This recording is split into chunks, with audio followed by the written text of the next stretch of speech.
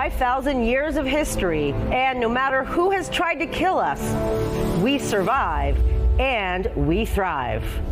Every week, we'll bring you the latest Jewish news from around the world. The good, the bad, the ugly, and the magnificent. Join us every Monday for Jewish World Weekly. Each week, dive into the very best original stories from i24NEWS' 4 channels. Le point d'abord en image. More details in this report. خلال الأيام القريبة. Brought together in one show. A unique perspective at the crossroads of languages and cultures. i24NEWS Magazine. The best of our reports handpicked for you. Tune in every Thursday on i24NEWS. Keeping up with current events in the Middle East can often seem challenging. That's why we're bringing you a new show to get past all the noise. Join me every Wednesday for an in-depth conversation where we break down the core issues concerning the region.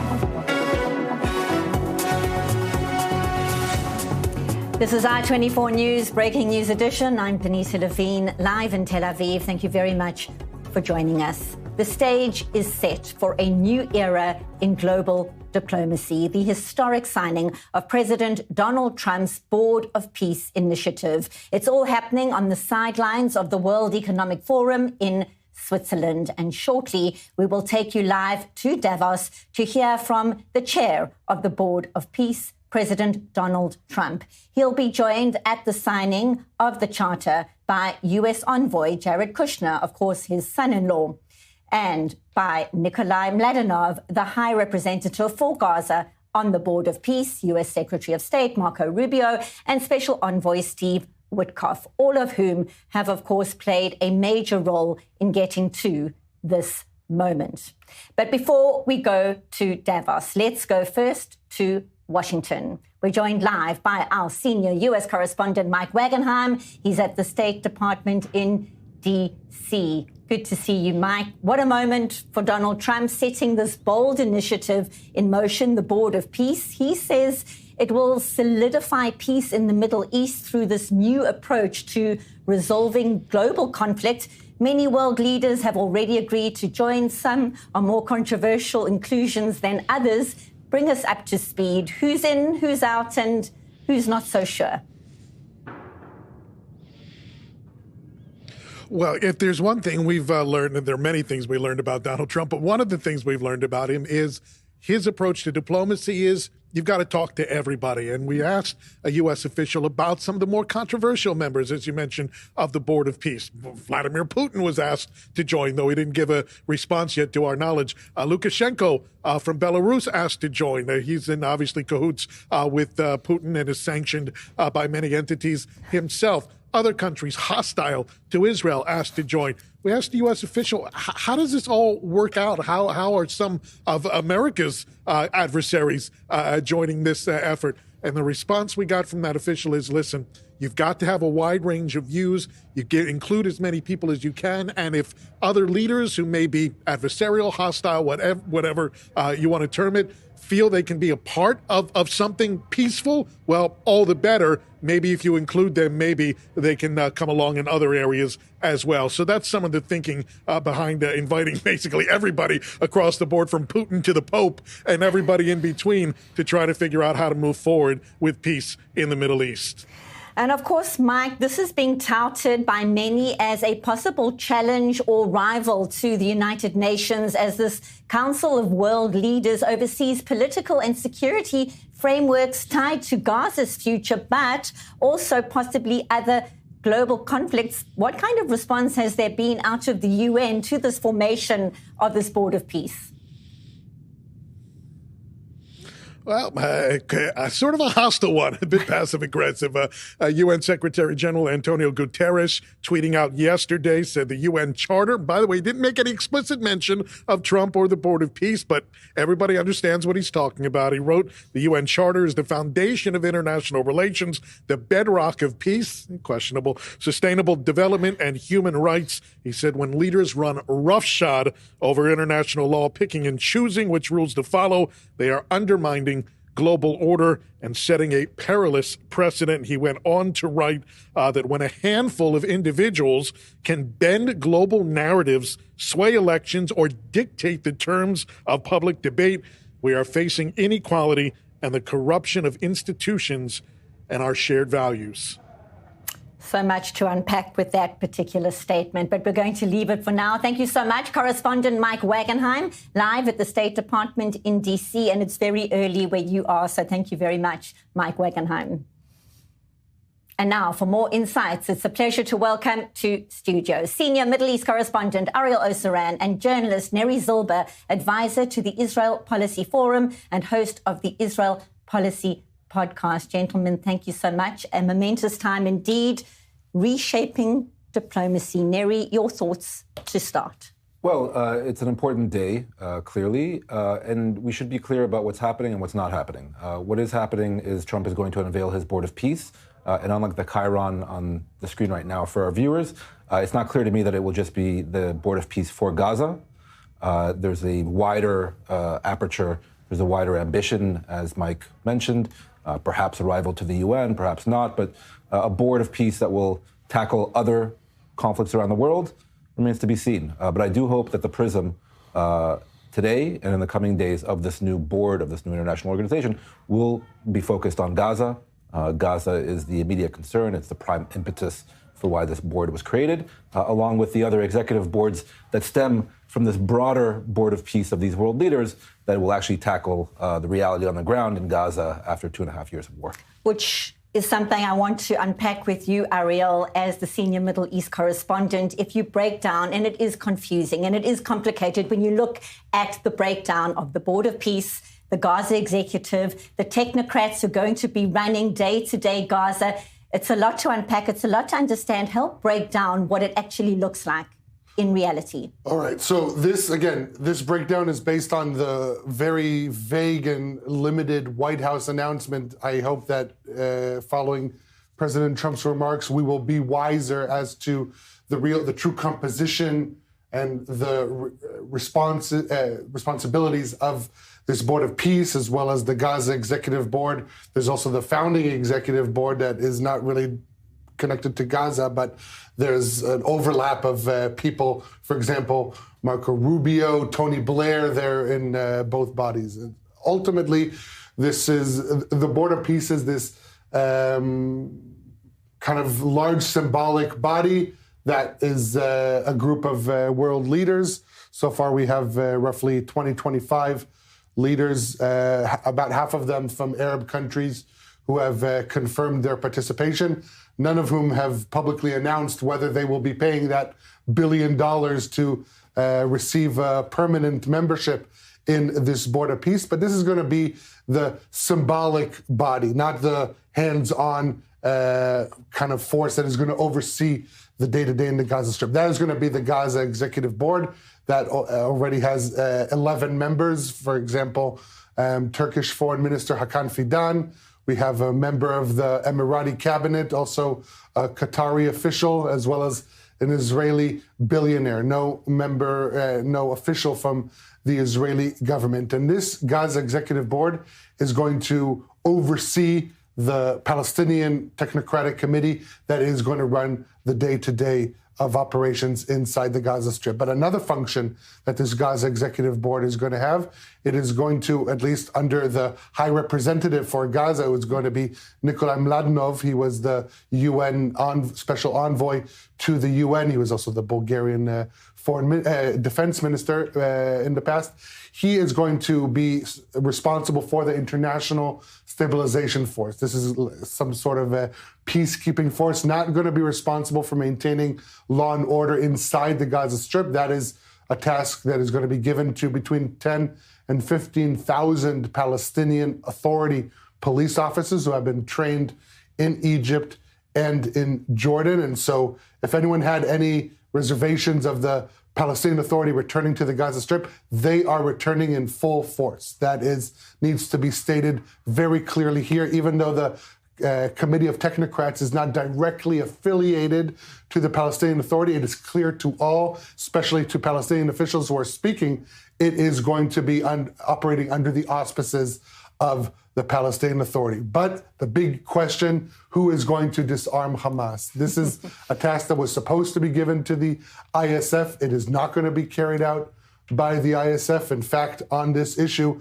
a very interesting report today in the Emirati Sky News in Arabic saying that Hamas and the United States reached an agreement to allow Hamas to stay in the Gaza Strip as solely a political party in exchange for Hamas giving up their weapons and maps of the tunnels. Now, according to a Palestinian source speaking to this Emirati newspaper, maps and weapons have already been handed over. That doesn't mean all of them were, but this is a first indication that Hamas isn't going anywhere, as well as potentially their weapons, because this report is based on the good faith of Hamas that they're actually handing over everything, but there is no one to enforce that is indeed the case. Remember that slogan, no Hamas, no Abbas? It's both.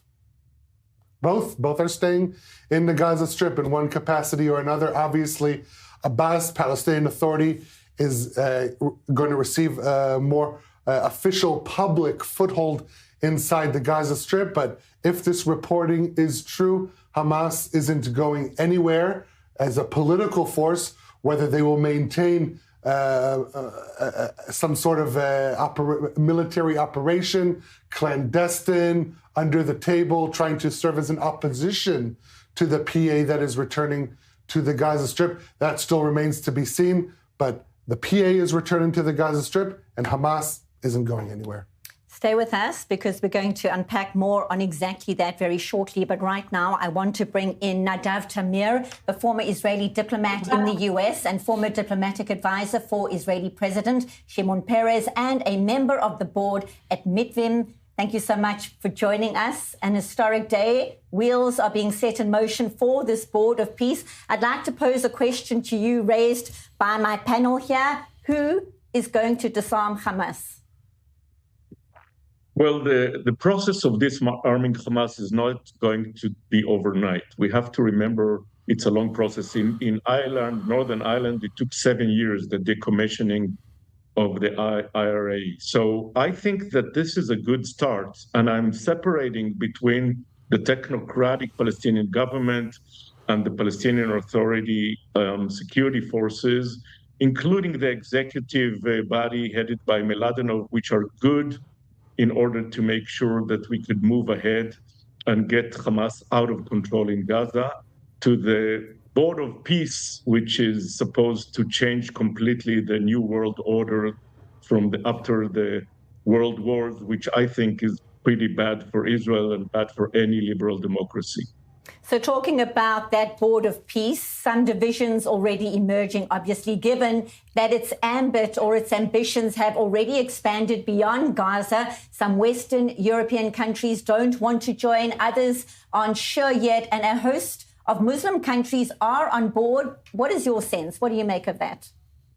My sense is that the European countries are not joining because they understand that Trump is trying to dismantle the UN, dismantle the Bretton Woods organizations, just he did with also other agencies, and also dismantle NATO, which is a big danger for Europe.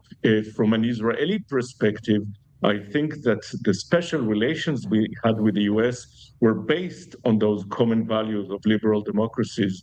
And when Trump is changing the whole world order into, okay, what can you give me for America first, that's not good for Israel, because many of our neighbors will be able to give the US much more than we can. And yet Benjamin Netanyahu clearly didn't have a choice but to accept that invitation. Yeah, Benjamin Netanyahu, all his political life, took the side of the Republican Party. And since Trump got into politics, Netanyahu is saying that Trump is the best friend of Israel ever. And he convinced his base that Trump is almost the Messiah. So today, Netanyahu can't really say anything, contrary to what Trump wants. And he also cannot go, as he used to do with Democratic administration, to Congress or to the other party or to the Jewish community to get support against Trump. So he doesn't have a lot of cards. And Benjamin Netanyahu goes into an election year with, as my colleague Ariel was outlining, Hamas still in Gaza and the Palestinian Authority still in Gaza. Your thoughts? Well, it was quite clear for a long time that the reasons that Hamas stayed in power in Gaza were because the Netanyahu government did not want any Palestinian entity, not even the moderate Palestinians who cooperating with Israel against terrorism in the West Bank. And this is why Hamas became so powerful. I think that what Trump is trying to do right now, and he has to do it with Turkey and Qatar as well, because they have the leverage on Hamas. So Netanyahu and his partners, Smotrich, Ben-Gvir, and others, actually created the situation that helped Hamas remain in power. And I hope that now, with those new organizations, we're starting to reverse that trend. And Nadav, as we are talking and focusing right now on the Board of Peace and all its different arms or committees and how things are going to change potentially inside Gaza, there's an issue which is so close to the hearts of all Israelis, and there is much concern that it might be lost or ignored, and that is that the final fallen hostage, Ran Gavili, has yet to be returned home for a dignified burial. That was supposed to be part of phase one of Trump's plan, his peace plan, and already the wheels are in motion for phase two. What can Israel do to make sure this happens? Sure. I actually think that moving to phase two is better for the chances to bring back Ran Gavili. I actually, just like I believe that the total victory of Hamas over Hamas will not bring the remaining hostages that were still there, but actually an agreement. I think that the fact that this kind of new organizations in Gaza will help the efforts to look for Ran Gavili. There are objective reasons why he was not released so far. Even Israel doesn't have the intelligence where he is exactly. So I actually think that putting it as if moving to phase two hurts the chances to bring him home. I'm not sure this is the real reality. I think it might actually help. It's interesting because in recent days, President Donald Trump himself alluded to the fact, hinting that they may be aware as to the location of Ran Gavili's remains, but again, no confirmation, as you say, on that front. Nadav Tamir, thank you so much. Stay with us. We're going to be chatting a little bit later on in the broadcast. But right now, I want to come back to our panel. Neri Zilber, your thoughts on exactly that, what all of this means. Diplomacy is great. The theatre we are going to see in Davos very shortly will be impressive, no doubt. But the impact on the ground right now for Israelis and for Gazans? Look, it remains to be seen. Obviously, the new government of Gaza, we can call it a technocratic committee, an executive board, or not. This is a new governing system, a governing regime for Gaza after 2 years of war and after the first phase of the ceasefire was almost fully accomplished. And we should not forget Ran Gavili, and his remains need to be returned back to his family here in Israel. But this new governing system in Gaza just started a week ago.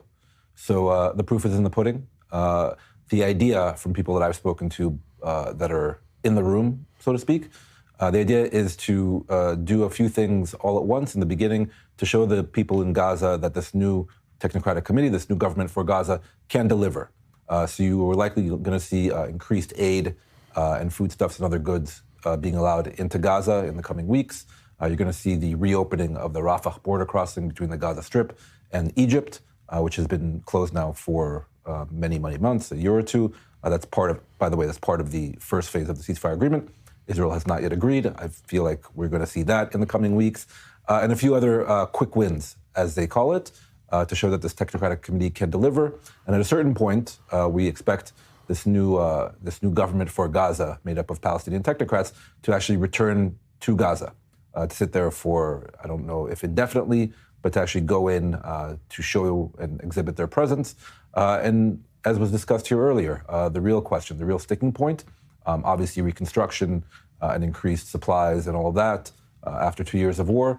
But really, moving forward, it will be judged by one issue and one issue only, whether Hamas is actually disarmed, because that will open up many more avenues for reconstruction, post-war reconstruction, and setting Gaza on a new path.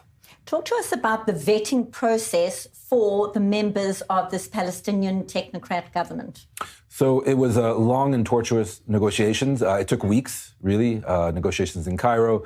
And you had U.S. officials, Israeli officials, Egyptian officials, also Palestinian officials from Hamas and Palestinian Authority.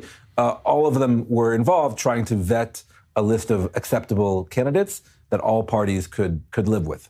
And basically they came up with a list of around 14, potentially 15 names, each person a technocrat with expertise in various fields, whether it's commerce, the head of the Gaza Chamber of Commerce, who's not Hamas, or transportation or reconstruction, security as well. So everyone has a certain specialty.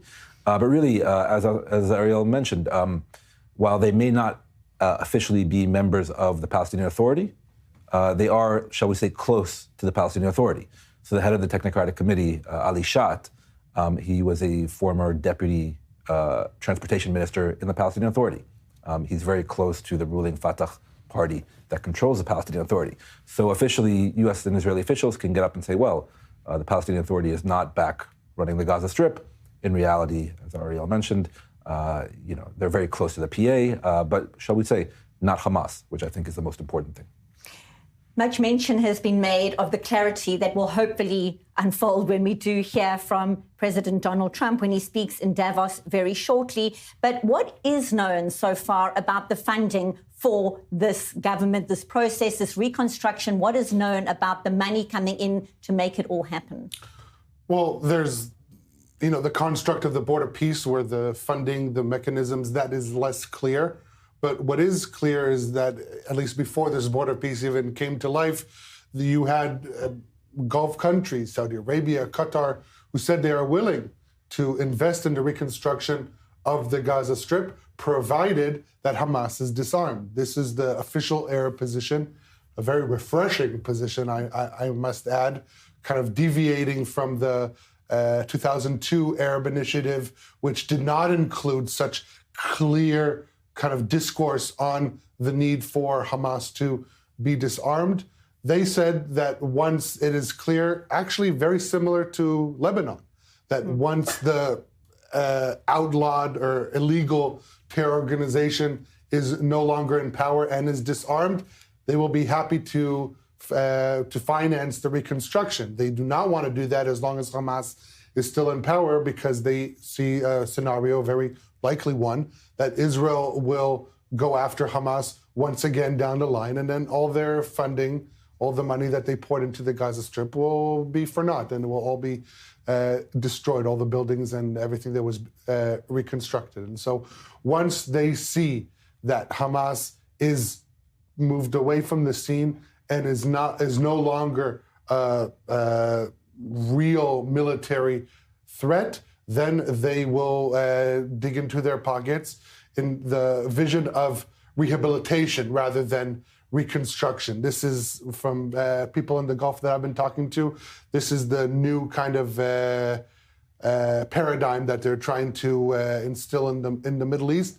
They're happy to fund reconstruction in various areas. Again, Gaza, just like southern Lebanon, provided that there are key changes made, meaning that these terror organizations are no longer a credible threat. And so I think it will be interesting to see, with this establishment of the Board of Peace and its various mechanisms, including the funding, how that will be executed. But there's also this Gulf avenue that is very real, that is also on the table, again, provided that Hamas is disarmed. Neri. So funding will be a major sticking point. That's part of the reason why they're in Davos right now, both to rally political support, diplomatic support, but really financial support. And the idea, the hope by U.S. officials that are in Davos right now is that this will spur on countries to actually contribute to a fund that will be set up by the World Bank for Gaza's reconstruction. Estimates vary, but likely take tens of billions of dollars across many years to rehabilitate or reconstruct Gaza in some way or fashion. Right now, the new government in Gaza, the Technocratic Committee, has $1 billion that have been raised. So you can see the gap here. That's essentially seed money to get the new government and committee up and running, but not nearly enough to actually, repair Gaza. So the idea is to actually raise money, or to start raising money in Davos, remains to be seen. There are certain countries there that can give a lot, like the Gulf Arab countries. There are certain countries there, Kazakhstan, Uzbekistan, Belarus, and the like, that are not likely to pony up major money to reconstruct Gaza. And when you hear that countries like Saudi Arabia, Turkey, Egypt, Jordan, Indonesia, Pakistan, Qatar, and the UAE are on board, clearly checks are going to be written as well. They must happen. Yeah, if they get the assurances that they're looking for. Ultimately, the current price tag that was brought forth by the Palestinian Prime Minister is roughly around $55-60 billion. That is the price tag that they themselves have provided. Again, as Neri described, this is going to be one of the core issues that is going to be discussed, and it will have many implications moving forward, because if you don't have enough actors with deep pockets involved in this Board of Peace committed to actually signing off on these checks, then this whole Board of Peace is going to be nothing more than a nice title on a piece of paper, perhaps with an office inside the Gaza Strip. But ultimately, for this to be translated to actual steps on the ground, there need to be numerous stakeholders involved who are willing to sign off on these checks. And hopefully we'll hear more details very shortly. We do know that President Donald Trump is in the building and we're waiting to hear from him. Right now, though, we're taking a very short break. Stay with us. We're back in just a few moments with the latest out of Davos. Stay with us. This is i24 News Special Edition.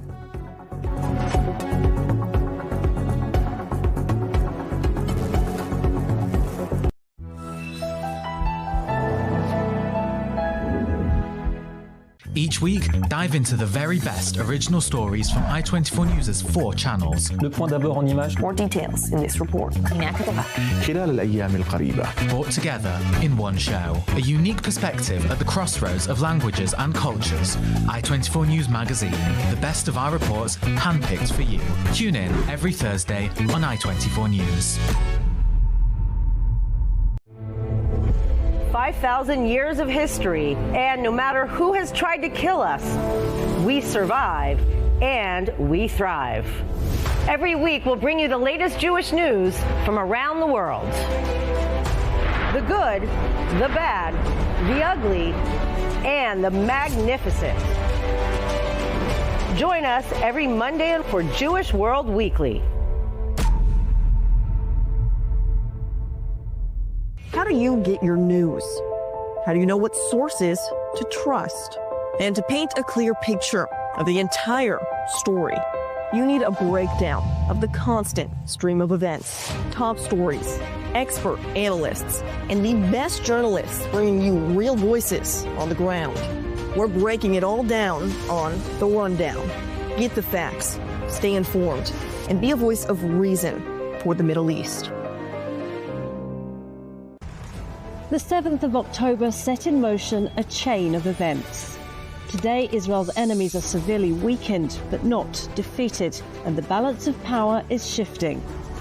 This region never rests.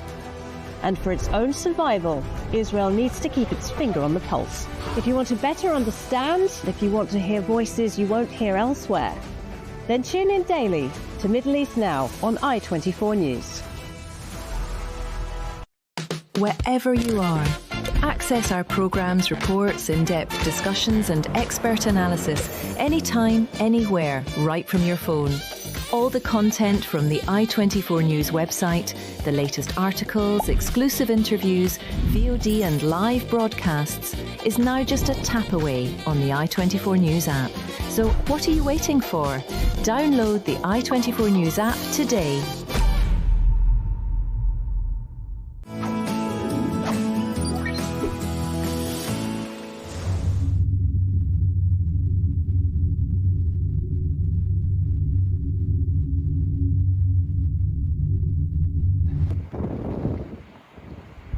Es muy importante ver los tiempos de nieve. Ahí está.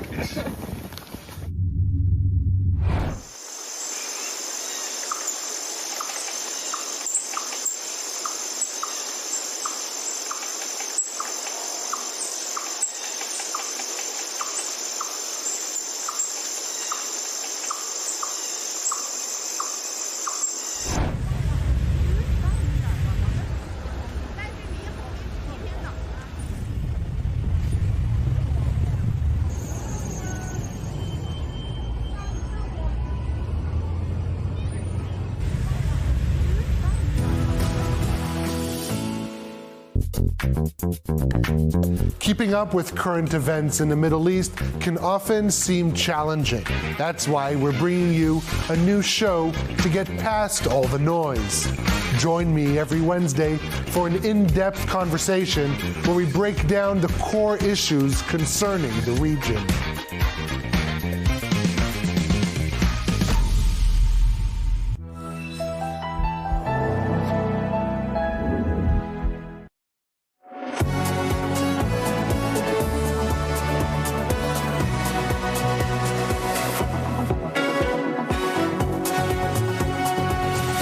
Welcome back to this i24 News Breaking News edition. I'm Benita Levine, live in Tel Aviv, and the stage is set for a new era in global diplomacy, the historic signing of President Donald Trump's Board of Peace initiative. It's all happening on the sidelines of the World Economic Forum in Switzerland. These are live images on your screen. Shortly, we'll go there directly to Davos to hear from the chair of the Board of Peace, President Donald Trump. He'll be joined on that stage at the signing of the charter by U.S. envoy Jared Kushner and, of course, his son-in-law of the president, Nikolai Mladenov, the High Representative for Gaza on the Board of Peace, U.S. Secretary of State Marco Rubio, and Special Envoy Steve Witkoff, all of whom have, of course, played a major role in getting to this moment. Right now, I want to bring in once again Nadav Tamir, a former Israeli diplomat in the U.S., former diplomatic advisor for Israeli President Shimon Peres, and member of the board at Mitvim. Thank you for staying with us, Nadav. The waiting continues. We are expecting the president and his team to come onto that stage very shortly in Davos. But from your perspective right now watching, Benjamin Netanyahu obviously accepting that invite to join this Board of Peace. Many concerns for Israelis right now. What is the best case scenario for Israelis watching on the screen now? What do they want to hear about the future of the region, a safe future for the region? Your thoughts? Unfortunately, I cannot talk for most Israelis because I think Israelis are now traumatized and the Israeli society became more hawkish and they don't see the opportunities, the regional and international. But I do believe that eventually for the state of Israel, if this international effort to create an alternative to Hamas in Gaza will materialize, and eventually also Israel will be normalized in the region as part of what we call in J Street the 23-state solution, including a Palestinian demilitarized state, that's the best case scenario. It doesn't have to do with this Board of Peace, which is much more another narcissistic kind of efforts by Trump to control the world. But the efforts on Gaza are definitely good for Israel, and they could help us reach where we want, which is to be part of the region in a coalition against the jihadists. As you rightly point out, Many Israelis are traumatized after 2 years of war, after the darkest day in the history of the country on the 7th of October, the surprise assault by Hamas. Given that, what is your sense of the amount of trust, the ability to trust a new plan, a new technocratic government inside Gaza? One can understand the reticence for many. I think Israelis are now too confused to make those decisions. But if you look at the past, Israel was also traumatized after the Yom Kippur War, when we were surprised by Syria and Egypt and lost many. And back then, if you ask Israelis about peace with Egypt, they say you're a lunatic. And 4 years later, we had a peace with the larger and strongest Arab country in the world. So I do believe that if the world will keep on pushing forward a solution that includes a Palestinian state with Israel integrated to the region, eventually most Israelis will support it. Not the Messianic base, but most Israelis will support it, just like they supported moving out of the Sinai and dismantling the settlements there. Nadav Tamir, we appreciate your insights and your time. We are looking at live images right now out of Davos. It looks like the proceedings are about to get underway. So we say goodbye to you and thank you as always for being with us on i24 News. Thank you. Senior Middle East correspondent Ariel Oseran. We're looking at Jared Kushner. We can see Steve Witkoff as well. There they are waiting for the main speaker to come onto the stage. Yeah, Kushner, Witkoff, and we also saw their Secretary of State Marco Rubio in kind of a huddle before the presentation by President Trump. These three individuals are going to be in both executive boards operating under the Board of Peace, the founding executive board and the Gaza executive board. So we're going to be mentioning their names a lot in reference to this Board of Peace and specifically the operations on Gaza. We talked about the Israeli perspective. I've been speaking to Gazans inside the Gaza Strip, and they are very hopeful with regards to this Board of Peace because they see Donald Trump as the only person who has managed to change their reality. They feel that this is the best way possible to get rid of Hamas because currently, right now, what is happening on the ground, you have a spread of influenza, you have very challenging living conditions in tents in this harsher than usual winter here in Israel and the Gaza Strip. And they, under Hamas, all they're seeing is Hamas continuing to establish its control. In fact, what Hamas is also doing is charging rent from Gazans to live in these makeshift tents. We're talking about thousands of shekels a month, akin to rent in a mid-sized city in Israel on an Israeli salary. This is what Hamas is charging from Gazans inside the Gaza Strip to live in a makeshift tent. And so they want to see Hamas gone from their administration. They have a lot of faith in this committee of technocrats. They feel that these are serious people with serious intentions and operating under the supervision of the Board of Peace, mainly the three individuals that we talked about earlier, Kushner, Witkoff, and Marco Rubio. They feel that this is their best chance for a better future. This is what one Gazan is telling me. The Peace Council is an excellent idea for Arabs and Jews. I hope it succeeds and we start a new era of coexistence and peace. Now, unfortunately, we cannot say that this is the sentiment shared among all Gazans, but this is a very important voice coming out of the Gaza Strip, and they are very hopeful after numerous attempts to try and kind of better their living conditions, that this what is currently on the table is the best option for them. And so many Gazans are supporting this Board of Peace at this point in time. Neri, your thoughts as we wait to see when President Donald Trump will come to the stage? So previously, next to Jared Kushner, to Kushner's right was Nikolai Mladenov. As Ariel said, he's part of the executive committee for Gaza, as well as a former both Bulgarian defense minister and a UN envoy here in Jerusalem for the Israeli-Palestinian peace process. And that's a good sign. it's a good sign that Mladenov is there and that the focus should hopefully remain on Gaza and not, well, now we're seeing the president of Argentina. Javier Milei. All important, and I'm sure Trump will be happy to see all these world leaders on stage alongside him, supporting this new international diplomatic venture. But as we were talking about now for the past 45 minutes, hopefully the focus will stay, even today, on Gaza. That was Ilham Aliyev, the president of Azerbaijan. Before that, we also saw the foreign minister of Morocco, Nasser Bourita, making his way, sitting there next to Javier Milei. Orban of Hungary.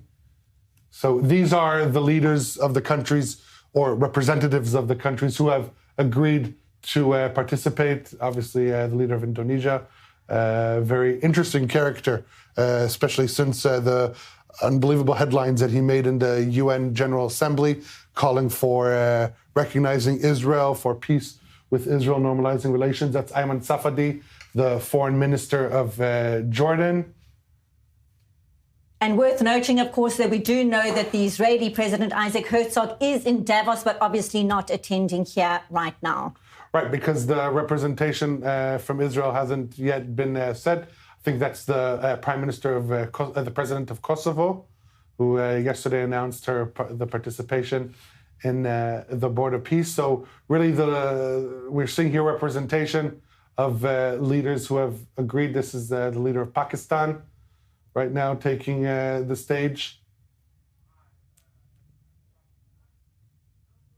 The Prime Minister and Minister of Foreign Affairs of the State of Qatar.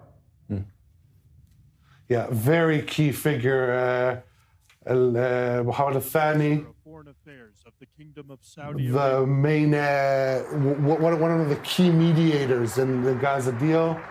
This is Faisal bin Farhan, the Foreign Minister of Saudi Arabia. Hakan Fidan of Turkey, Foreign Minister. The Special Envoy to the United States for the United Arab Emirates.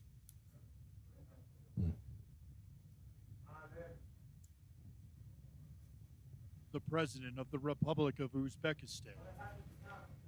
So what's interesting in this composition of figures that we're seeing on the stage right now, some are going to be part of the celebratory Board of Peace and others are going to be part of the executive board. And so this is not all these people who we're seeing on the stage right now are going to be hands-on involved inside the Gaza Strip, but indeed some of them are. And so this is a very important distinction. Very important optics for President Donald Trump to have these leaders on the stage right now. Indeed, and we see the seat in the middle. I think we can all guess who is going to be taking that position. It'll be interesting to see if they all stand up to greet him. I think this is part of, we talked about the expectations from Gazans on this, that they're very hopeful. There are some who are disillusioned, saying that while this was a great idea in theory, what it has evolved into is kind of like a one-man show for President Trump. And that will be the big test of this Board of Peace. Is this simply a platform for Trump to celebrate his own work? Or is this going to be a body that leads to actual change on the ground in Gaza? President of the United States of America, Donald J. Trump. Let's go live to Davos. Here's the President of the United States, the Chairman of the Board of Peace, and yes, a standing ovation.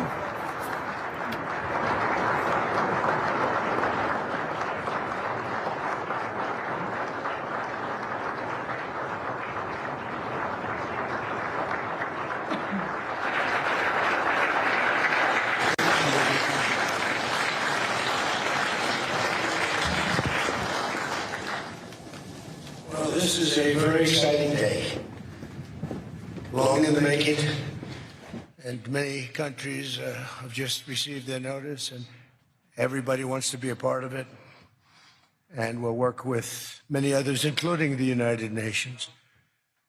But I want to thank you all for being here. Yesterday we had an incredibly successful visit with many of the world's top business leaders, the best, the biggest, most successful, and foreign heads of state. And now we have one of the most important meetings of all, the official formation of what is known as the Board of Peace. I want to thank Secretary of State Marco Rubio, Special Envoy Steve Witkoff, and Jared Kushner, and their extraordinary work. I mean, they have done an amazing job. We have peace in the Middle East. Nobody thought that was possible. We've settled 8 wars, and I believe another one's coming pretty soon. You know what that is? The one that I thought was going to be an easy one has turned out to be probably the most difficult. Last month, 29,000 people died, mostly soldiers. Ukraine, Russia. Think of that, 29,000, 27,000 in the month before, 26,000 in the month before that. It's terrible. But we have meetings and we think we're making a lot of progress. Thanks as well to Secretary Scott Bessent, Howard Lutnick, and Chris Wright, U.S. Trade Representative, Jamieson Greer. They're all doing such an incredible job. Ambassador Callista Gingrich, who is here, doing a fantastic, really fantastic work. Thank you, Callista. And many other members of my administration who are so committed to peace and are also committed to great success. Very importantly, let me recognize the very first group of distinguished members of the Board of Peace. They will be introduced by name in just a moment. Caroline will be doing that introduction. And to each and every one of you, we are truly honored by your presence today. Leaders of countries, in most cases, very popular leaders. Some cases, not so popular, but that's the way it goes in life. Thanks as well to President Karol Nawrocki of Poland, who's a fantastic man. He just won a very big election. I'm very proud of him.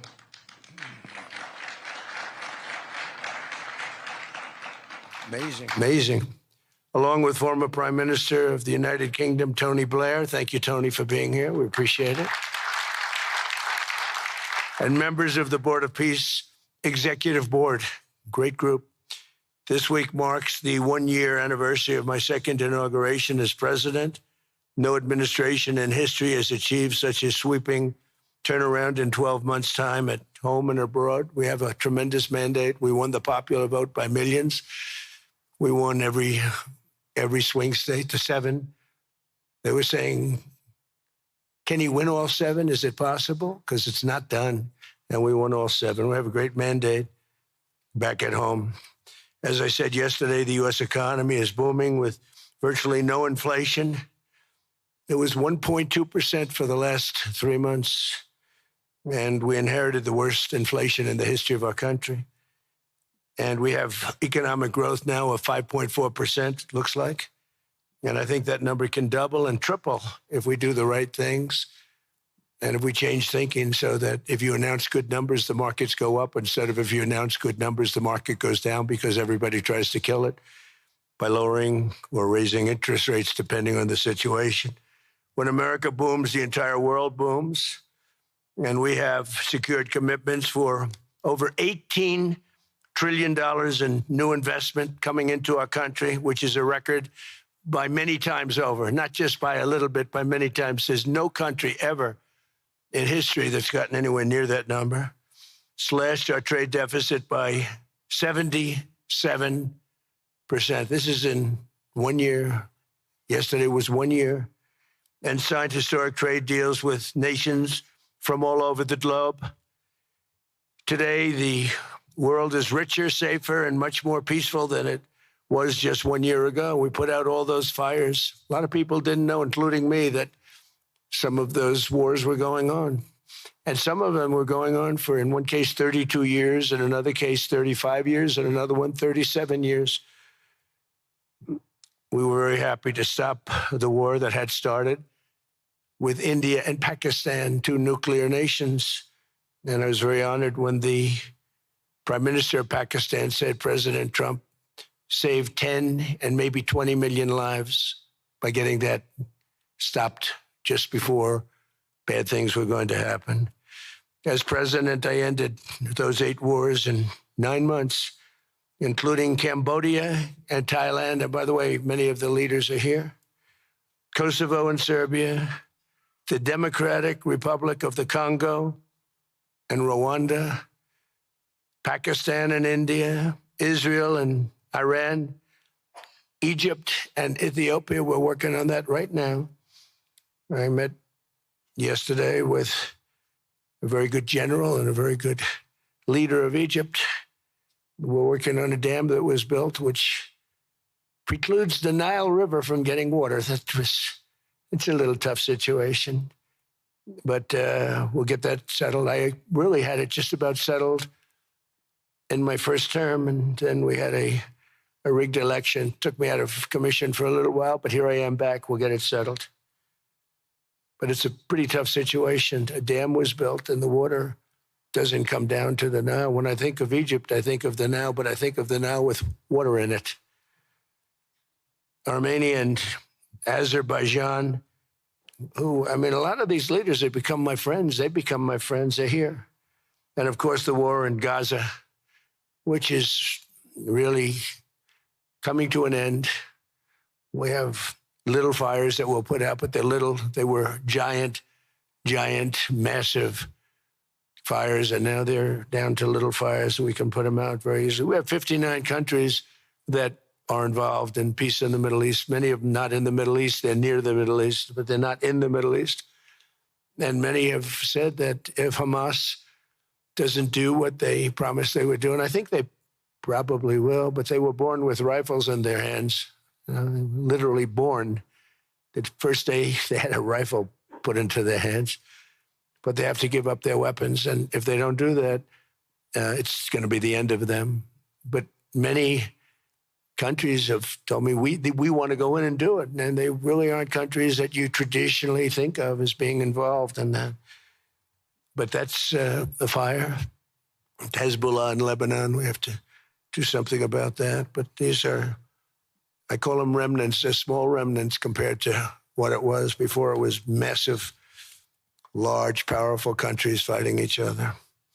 In another great victory for the ultimate goal of peace in June, we obliterated Iran's nuclear enrichment capacity with Operation, we call it Operation Midnight Hammer. And it was midnight, it was dark, no moon, and every single one of those bombs from the B-2 bombers hit the air shafts and went deep into the earth and totally obliterated everything that they were doing. They were 2 months away from having a nuclear weapon. We can't let that happen. And Iran does want to talk, and we'll talk. We've also hit ISIS in Syria, and very strongly, as you know. In my first administration, I took out al-Baghdadi, the founder of ISIS, and he was trying to start it up again because due to the tremendous talent of General Raisin Kane, as I call him, he wiped out ISIS in a period of 3 weeks in my first term. You know, we had a great first term, but the second term is, I think, blowing it away, actually. But we took out ISIS, and we had, it was gone, but during the Biden administration, it formed again a little bit. We hit it very hard in Syria. And Syria, by the way, I spoke with the president, is making a lot of progress, tremendous progress, actually. We're very happy about that. We took off all sanctions, which gives them a chance to breathe. And he is working very, very hard, and I think he's going to put it all together. So many things are happening, many good things. Threats to Europe and America, the Middle East, and other places are really calming down. It's a lot different than it was just 1 year ago. Just 1 year ago, the world was actually on fire. A lot of people didn't know it. And in Nigeria, we're annihilating terrorists who are killing Christians. We've hit them very hard. They've killed thousands and thousands of Christians. What's that all about? Much of this unprecedented success is possible because I rebuilt our military in my first term, and now we're making it even stronger. We have a budget of over $1 trillion this year, and next year we're going to $1.5 trillion. Our country's never done better economically. We're taking in numbers that We've never taken in not only the fact that the investment is at 18 trillion plus, but where our jobs numbers, everything is, I think, maybe better than ever before. I think you're going to see and a lot of you are investing in our country. I think you're going to be extremely happy with your investments. I think you'll see numbers like you haven't seen before. I also secured commitments from virtually all NATO allies to increase their defense spending to 5% of GDP. Everybody but Spain. I don't know what's happening with Spain. Why would they not do that? They want a free ride, I guess, huh? Every country but Spain increased to 5%. I don't know why. We're going to have to talk to Spain. With America's renewed attention to security of the Western Hemisphere, I've stopped the invasion on our southern border and designated the drug cartels as foreign terrorist organizations. And you probably saw that we've virtually stopped almost 100% all drugs coming in by water. Now we're going to stop them on land. The land is easy. The water is tough. But that's down now. I heard it just last night. It was 97. Now it's 98.1%. And we're trying to figure out who are the 2% that are willing to get onto those boats. I don't think they watch television or the news. But we've taken out almost 100% of all of the drugs coming into the United States by water. And now we'll, I think, very easily stop them on land. That's the easy part. We wanted to wait till the other was taken care of. And earlier this month, thanks to the unrivaled skill, power, and might of the U.S. military, we have the most powerful military in the world by far. We captured the outlaw dictator, Nicolas Maduro, and the people of Venezuela are very happy about it. And we're having great relationships with the new leaders of Venezuela. The relationships have been good. We're opening up the country to our giant oil companies, and it's going very well. We've already taken out, think of this, 50 million barrels of oil, and a lot of that's going to go back to Venezuela. They'll do more income with us in a short period of time than they did in years, because as much oil as they have, and they have a lot, just about the most. After us, there's a couple of countries that are in that category, but we have the most, actually, and they're second between Venezuela and us. We have 62% of the world's oil, but they have very little production, so they'll have a lot of production. All the oil companies, we had meetings, you probably saw, all the oil companies want to go in. They want to go in immediately. They're already touring the sites. But our military was amazing. That strike was amazing. We had a second wave coming. We didn't need it. They said, no second wave. We don't want a second wave. The first wave was enough. And of course, we're working to end the horrible killing in Ukraine, a war that should never have happened and would have never happened if I were president. That was not going to happen. I used to speak to Vladimir Putin about Ukraine, and it was the apple of his eye, but he would never have ever done it. Said, you can't do that, Vladimir. As part of this historic record of major peace initiatives, today we're announcing more details regarding the Board of Peace, so important. This board has the chance to be one of the most consequential bodies ever created, and it's my enormous honor to serve as its chairman. I was very honored when they asked me to do it. We had an idea to do it, and then they came. They said, "You be the chairman." And but I take it very seriously. We have a great group of people and incredible young people that are leading it from within. It's running beautifully. Started already, and every country, just about every country, wants to be a part of it. And we just sent out the letters a couple of days ago, and these are just the countries that are here. They happen to be in Davos. So we said, would be honored if you wanted to join us up on the stage. And it's really great. They're friends of mine. I think, let me see. Yeah, every one of them is a friend of mine. Let's see, a couple I like, a couple I don't like. No, I like, actually, this group, I like every single one of them. Can you believe it? Usually I have about 2 or 3 that I can't stand. Usually I have 2 or 3 that I don't like. I don't find them up here. I like every one of these people. No, they're great people. They're great leaders. And the Board of Peace is composed of leaders, the top leaders in the world, actually. Last October, we released a plan for the permanent end to the conflict in Gaza, and I'm pleased to say that our vision was unanimously adopted by the United Nations Security Council late last year. Under phase one of this plan, we have painstakingly maintained that Gaza, and we're going to have it very strongly, and it's what we have. Maintained the Gaza ceasefire, delivered record levels of humanitarian aid. We've given aid. You know, you used to hear all the people were starving and it was terrible.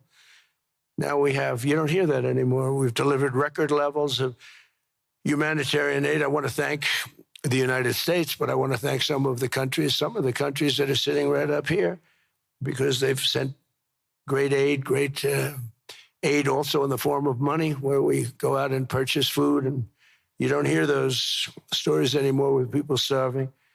And secured the release of all 20, we secured the release of all 20 living hostages. Now, I want to thank Steve Witkoff and Jared and everybody for working so hard. They worked so hard, but there were 20 remaining living hostages. Now, we got hundreds out, but the last 20, I said, boy, that's going to be a tough one. I said that a year before, and it was a tough one, but we got them. Got all 20, every one of them. And we had also about 28 that were dead, but the parents wanted them just as though they were living, just as much. Some cases, it almost seemed more. It was amazing, actually, the love. But their boy had been killed in just about all cases, young men. Their boy had been killed, and they wanted the body of their boy, and it looked like it couldn't be done. And with the exception of one, and we're close on the track of that, we've got them all, every single one of them, which is amazing. It's a rough job. That was a rough job. And I've been very clear that Hamas must return that last remaining deceased hostage as well, and that will be the full commitment. And then we get on to other things, and we're committed to ensuring Gaza is demilitarized, properly governed, and beautifully rebuilt. It's going to be a great plan, and that's where the border peace really started. And I think we can spread out to other things as we succeed with Gaza. We're going to be very successful in Gaza. It's going to be a great thing to watch, and we can do other things. We can do numerous other things. Once this board is completely formed, we can do pretty much whatever we want to do, and we'll do it in conjunction with the United Nations. I've always said the United Nations has got tremendous potential, has not used it, but there's tremendous potential in the United Nations, and you have some great people at the United Nations, but so far it hasn't. On the 8 wars that I ended, I never spoke to the United Nations about any of them. And you would think that I should have. You would think they could have done those 8 wars, but they couldn't have. And they tried, I guess, in some of them, but they didn't try hard enough. But there's tremendous potential with the United Nations. And I think the combination of the Board of Peace with the kind of people we have here, coupled with the United Nations, can be something very, very unique for the world. It's for the world. This isn't United States. This is for the world. As everyone can see today, the first steps toward a brighter day for the Middle East and a much safer future for the world are unfolding right before your very eyes. Together, we are in a position to have an incredible chance. I don't even call it a chance. I think it's going to happen. To end decades of suffering, stop generations of hatred and bloodshed, and forge a beautiful, everlasting, and glorious peace for that region and for the whole region of the world, because I'm calling the world a region. The world is a region. We're going to have peace in the world. And boy, would that be a great legacy for all of us. Everybody in this room is a star, or you wouldn't be here. There's a reason that you're here, and you're all stars. You're the biggest people, the most important people in the world, most powerful people in the world. And when you use that genius that you have, that very unusual, very inspired genius, when you use that for peace, the opposite of peace has no chance. So I just want to say it's tremendous to be with you, and I think this is something that we're doing that's very important. This is the most important. I was so looking forward to being here and Yesterday was a tremendous success. A lot of good things happened, but this was something that I really wanted to be here and do, and I could think of no better place because so many people were together. And now to bring the Board of Peace into full force, I ask Sheikh Isa of Bahrain and Foreign Minister Barita of Morocco to join me in signing and ratifying the Board of Peace Charter. Thank you very much, everybody. Appreciate it. Thank you. Thank you.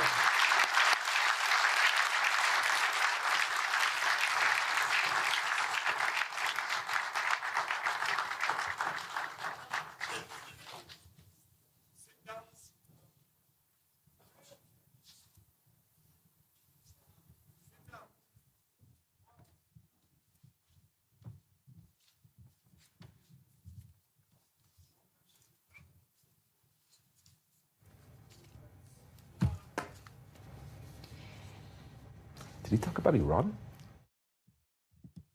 You are watching live images right now. President Donald Trump signing the charter for his historic Board of Peace. He has just wrapped up his speech, a standing ovation before and after, tracking all the comments as it unfolds. Senior Middle East correspondent Ariel Osaran, he covered a lot of ground.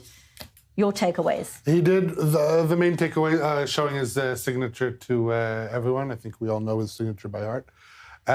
Talking about reiterating the U.S. commitment to disarming Hamas, saying that if Hamas does not hand over its weapons, it will be the end of them.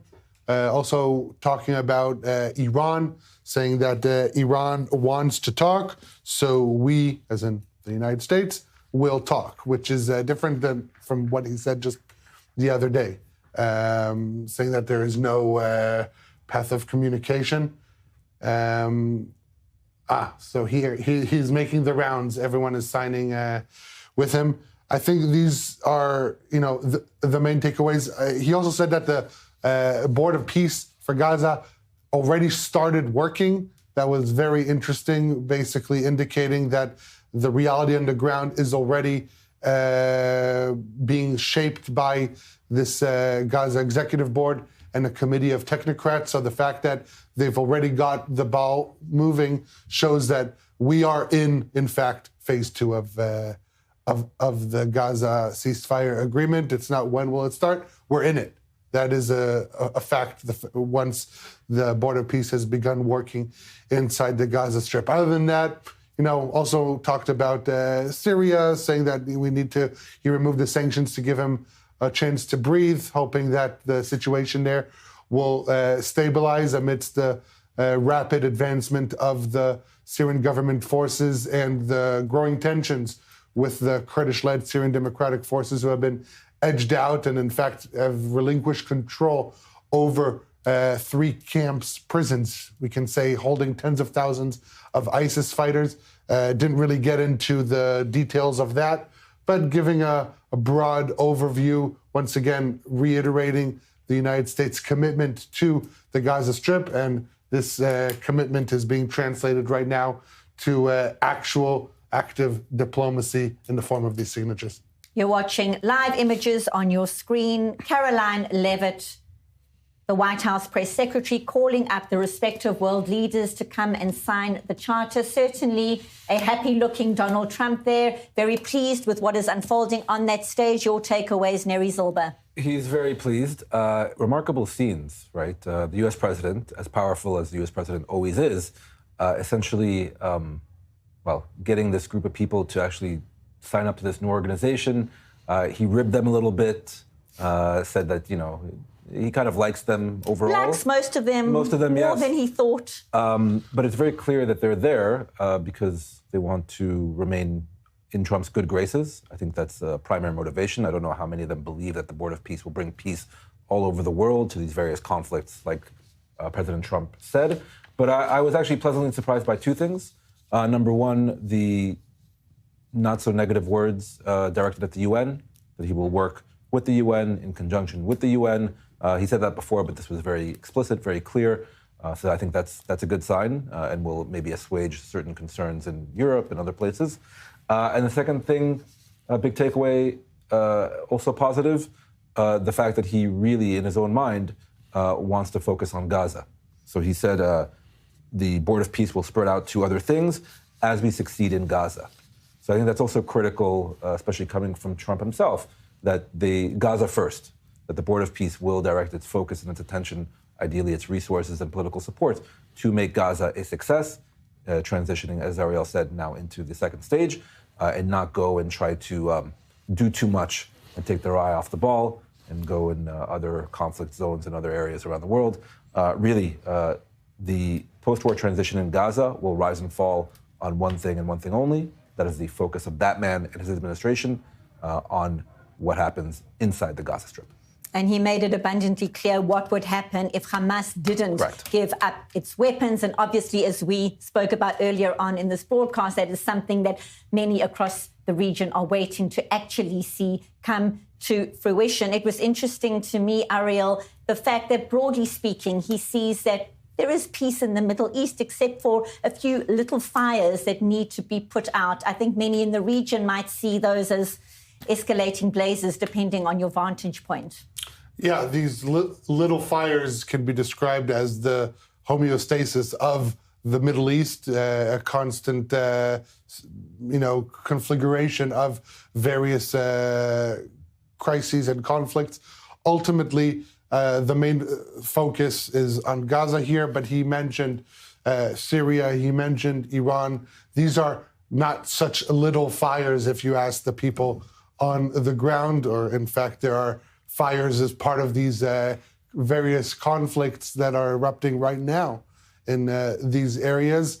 Again, I think the point that he was trying to convey is that he is aware of the various crises around the region, and he hopes that this Board of Peace will be able to tackle those head on, that they will not shy away from going after or trying to resolve these conflicts. So this is a very refreshing, very important statements, but ultimately the test is always going to be in the actions rather than simply the rhetoric and pomp and circumstance. Neri. And to jump off of Ariel's point, it's a very different way of looking at things in the region, what Trump just said, with regard to the discourse here in Israel, where among certain quarters here in Israel, there's a feeling that, the Gaza ceasefire will break down imminently, the ceasefire in Lebanon will also break down, and that, in a week or two, the U.S. and Donald Trump will let Israel go back to full-scale war, either in Gaza against Hamas or perhaps in Lebanon. That's not the impression that Trump was giving. As Ariel said, there are certain little fires, small remnants. If that's how Trump perceives it, the green light that Israel will undoubtedly need in order to perhaps go after Hezbollah again or Hamas again, as we keep hearing in Israel for many weeks now, may not be, shall we say, as realistic as some people here in Israel might believe. And another seemingly positive point, we were talking earlier on in the broadcast about funding. He made mention of the amount of aid and the amount of money coming in that isn't really making the headlines, so to speak. That's right. He ticked off the successes of the first phase of the Gaza ceasefire since last October. So obviously the return of 20 living Israeli hostages and dozens more that are deceased, the increase in humanitarian aid, which is a real thing, and both the goods themselves and the financial support from various quarters around the world, and the fact that the ceasefire has been maintained.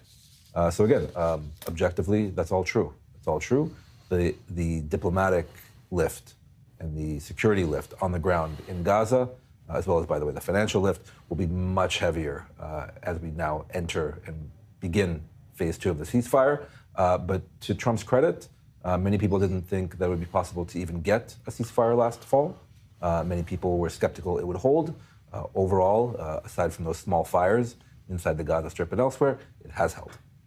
Stay with us. Much more to discuss. I want to go back once again now, though, to our senior U.S. correspondent, Mike Wagenheim. He's joining us again from the State Department in D.C., and we've been talking about this momentous occasion for Donald Trump. We're looking at these live images right now. World leaders being called up by Caroline Leavitt onto the stage, signing, much applause, certainly a very positive atmosphere there. Your takeaways, Mike Wagenheim.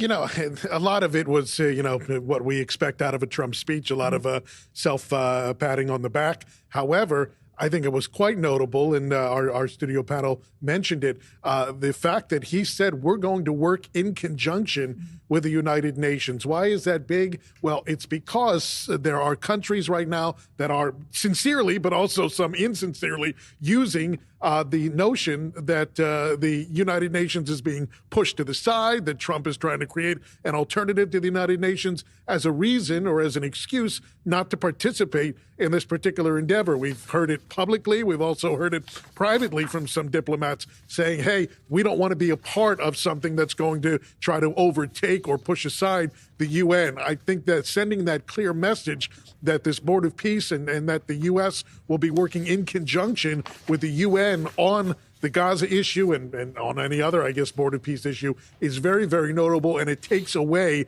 that particular reason, that particular excuse from countries not to participate or to keep their distance from this particular endeavor. Whether Trump had that in mind with that particular comment, always dangerous to try to go into the mind of President Trump, but quite notable and maybe can soothe a lot of those concerns that have been expressed by the likes of the UK, France, and other countries that have kind of kept their distance from this particular endeavor. So very notable in that respect.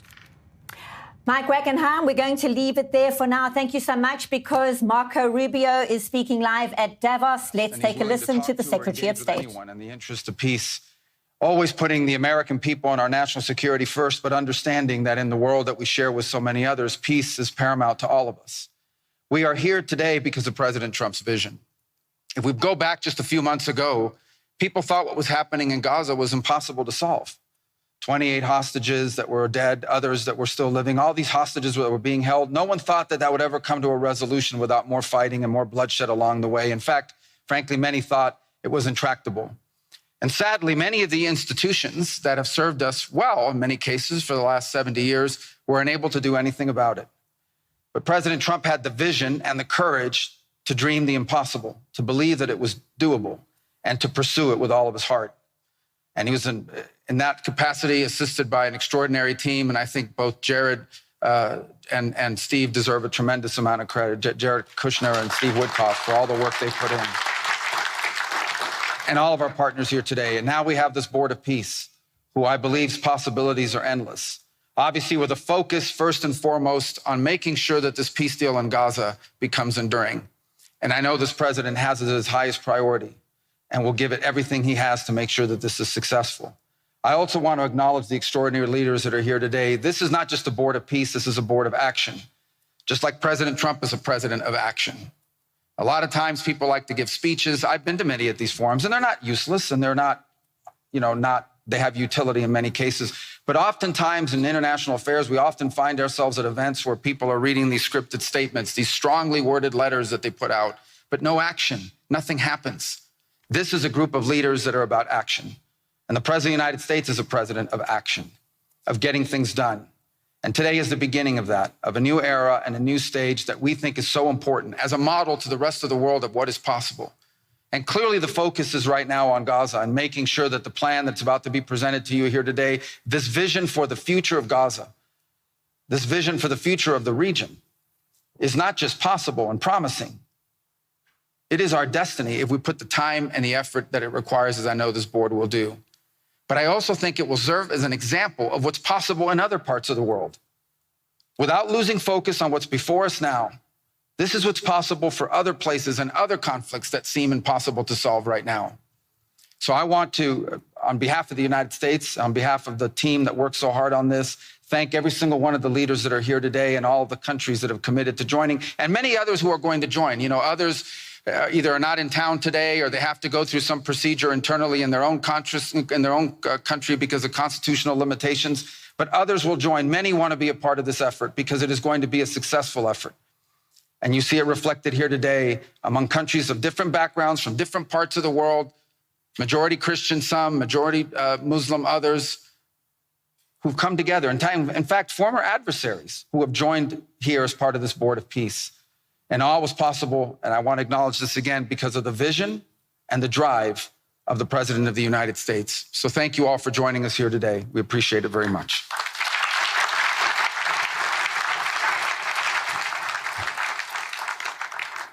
Thank you, Secretary Rubio.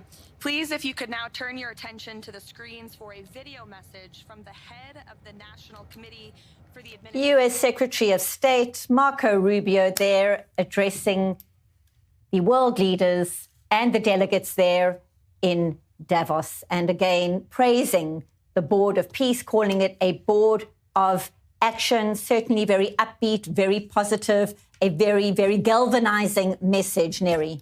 It was. And I'm actually pleasantly surprised both in Donald Trump's comments, but especially now after Marco Rubio's comments, their eye is on Gaza. They're keeping their focus on Gaza. They at least rhetorically are saying that Gaza will be first in terms of the order of priorities of the Board of Peace. And now there were images, I believe the head of the new Palestinian Technocratic Committee for Gaza is addressing that forum. Also, very, very positive. It should be a Palestinian, at least, led initiative. Well, let's take a listen live in Davos. Of the National Committee. It's my responsibility to turn this moment into action, to restore order, to rebuild institutions, and to create a future for the people of Gaza defined by opportunity and dignity, under the principle of one authority, one law, and one weapon. As a first step, I am pleased to announce the Rafah crossing will open next week in both directions. For Palestinians in Gaza, Rafah is more than a gate. It is a lifeline and symbol of opportunity. Opening Rafah signals that Gaza is no longer closed to the future and to the war. I want to be clear, there is much more work ahead, and none of it is easy. The road forward will involve difficult decisions and setbacks, but this is a real step, and it marks a new direction. Now, I would like to address the people of Gaza. من أرض الكنانة أتوجه الآن بكلمتي إلى أبناء شعبنا الصامد الصابر في قطاع غزة. لقد صمدتم وحافظتم على أسركم وأرضكم خلال سنوات عصيبة عجاف صبرت أعماقكم وكل الحدود. إن صمودكم الأسطوري له أعظم ما قدمت غزة، وهو الأساس الذي سنبني عليه سويا مستقبلنا. إن هذه اللحظة ليست للنظر إلى الخلف، بل مضي قدما نحو مستقبل زاهر مشرق، مستقبل ينشأ فيه أبناؤنا بلا خوف وقلق، يكافأ العمل وتفتح المدارس وتستعيد الحياة اليومية استقرارها وأمنها. إن المرحلة المقبلة تتطلب تضافر الجهود من قبل الجميع، ولكنكم لن تواجهوها وحدكم. أصواتكم لها وزن، وأعمالكم لها أثرها، والتزامكم بالسلام وإعادة بناء مجتمعاتكم. Communities will define the futures of the new Gaza Strip. Step by step, with discipline and determination, we will build a capable Gaza, capable of self-reliance, and we will build it into a center for freedom, opportunity, and peace. اليوم أسأل But to work with us, judge us by our actions, hold us to clear standards, and stand with the people of Gaza as we take this responsibility for our future. Thank you, ladies and gentlemen. Well, talking of breaking news developments, a clear message there. Ariel Osaran, break it down, translate as well, please. Yeah, well, I mean, there was a dub and translation there, but I think the main headlines, too, coming out of Ali Shah's statement. He is the head of the Technocratic Committee to administer the day-to-day in Gaza. The Rafah border crossing will reopen next week, and reiterating the term one law, one weapon, meaning, in the eyes of this committee, Hamas must be disarmed. Now, Steve Witkoff is speaking. And, of course, our great Secretary of State, to work on something that the world thought was impossible and unattainable. But the President, on this peace deal for Gaza, as on all other deals we work on his behalf, said we had to try. And of course, we were inspired by that. We have achieved a peace deal in Gaza. We have brought the hostages home, all of the bodies except for one, and we will bring that body home too. And maybe most importantly, we have created a sense of hope for what the future can bring in Gaza and all other places where the Board of Peace will operate. And I am so honored, Mr. President, to have worked on this on your behalf. I'd like to thank some people here who are here with us tonight who have done so much, done indispensable work to bring this deal together. Sheikh Mohammed, my good friend from Qatar, and Ali Al-Tawadi,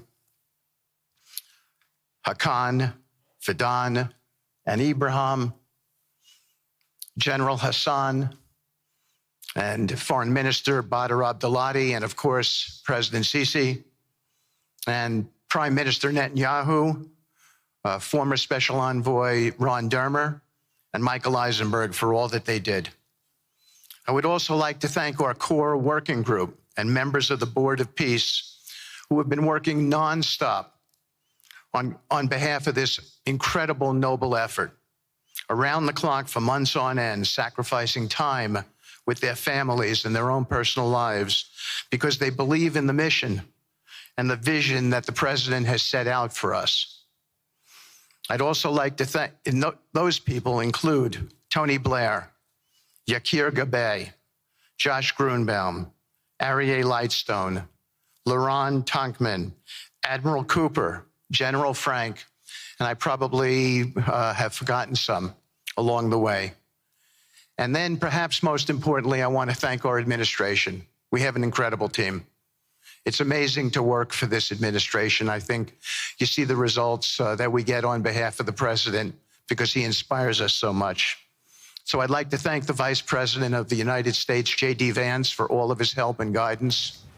Our Treasury Secretary. Special Envoy Steve Witkoff, ending with a sense of hope. 20 seconds, your takeaways, Neri, quickly. Another sign that the U.S. administration now owns this Gaza deal, owns the second stage inside the Gaza Strip, and is determined to make it a success. Ariel. Yeah, look, just looking at the logos, the Board of Peace with the American logo, even the podium with the official logo of the presidency shows that President Trump is a key stakeholder here. This is his project, and he intends to see this through. Ariel Oseran, Neri Zilber, thank you so much for being part of the special edition and historic moment for global diplomacy. More to come in the coming hours. I'm Benita Levine. Thank you for watching.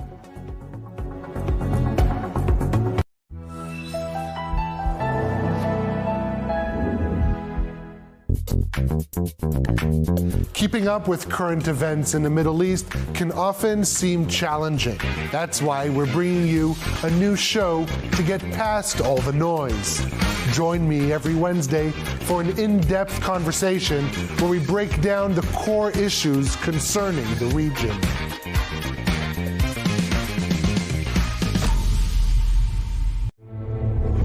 "5,000 years of history, and no matter who has tried to kill us, we survive and we thrive." Every week, we'll bring you the latest Jewish news from around the world. The good, the bad, the ugly, and the magnificent. Join us every Monday for Jewish World Weekly. Each week, dive into the very best original stories from i24NEWS' 4 channels. Le point d'abord en image. More details in this report. خلال الأيام القريبة. Brought together in one show. A unique perspective at the crossroads of languages and cultures. i24NEWS Magazine. The best of our reports handpicked for you. Tune in every Thursday on i24NEWS.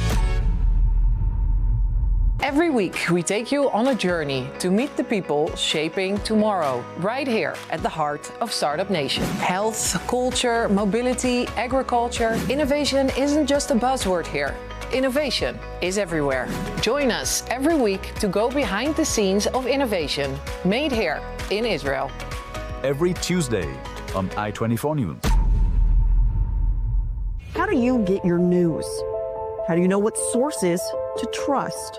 And to paint a clear picture of the entire story, you need a breakdown of the constant stream of events, top stories, expert analysts, and the best journalists bringing you real voices on the ground. We're breaking it all down on The Rundown. Get the facts, stay informed, and be a voice of reason for the Middle East. Wherever you are, access our programmes, reports, in-depth discussions and expert analysis anytime, anywhere, right from your phone. All the content from the i24NEWS website, the latest articles, exclusive interviews, VOD and live broadcasts is now just a tap away on the i24NEWS app. So what are you waiting for? Download the i24NEWS app today. The 7th of October set in motion a chain of events.